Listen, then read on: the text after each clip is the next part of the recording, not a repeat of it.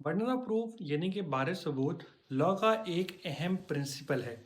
इसके ज़रिए से ये पता लगाया जाता है कि आखिर ये केस किसने साबित करना है और इसके अंदर केस को प्रूव करने का बर्डन किस शख्स के ऊपर होगा।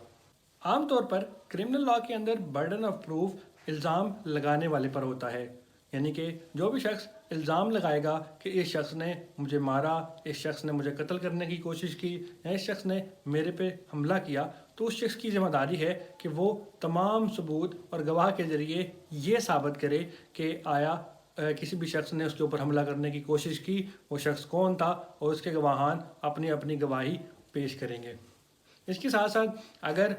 जो एक्यूज़ है जिसके ऊपर इल्ज़ाम लगाया गया है, अगर वो कोई ऐसा स्पेसिफिक डिफेंस लेता है कि जिसके अंदर वो कहता है कि मैं इस जगह पर मौजूद नहीं था, या फिर ये हमला मैंने नहीं किया, या फिर अगर मैंने किया है तो मैंने सेल्फ डिफेंस के अंदर किया है, तो वो अपने डिफेंस की हद तक जो है बारे सबूत बर्डन ऑफ प्रूफ उसके ऊपर होगा। यानी कि उसको ये साबित करना पड़ेगा कि वो यहाँ पर मौजूद नहीं था, या फिर अगर उसने सेल्फ डिफेंस के अंदर किया तो फिर क्या हालात थे कि जब उसने ऐसा कोई भी काम किया था। इसी तरीके से जब हम सिविल लॉ के अंदर देखते हैं तो बर्डन ऑफ प्रूफ किस पर होता है।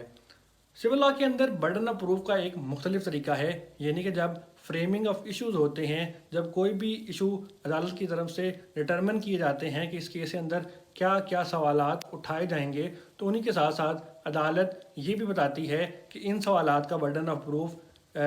मुद्दा अलह के ऊपर है या फिर मुद्दई के ऊपर है। तो अदालत जब भी कोई भी फ्रेमिंग ऑफ इश्यूज़ करेगी, जब भी कोई सवाल उठाएगी, तो वो खुद साथ साथ ये भी बताएगी कि इसको प्रूफ करना मुद्दई की जिम्मेदारी है या फिर मुद्दा अलह की।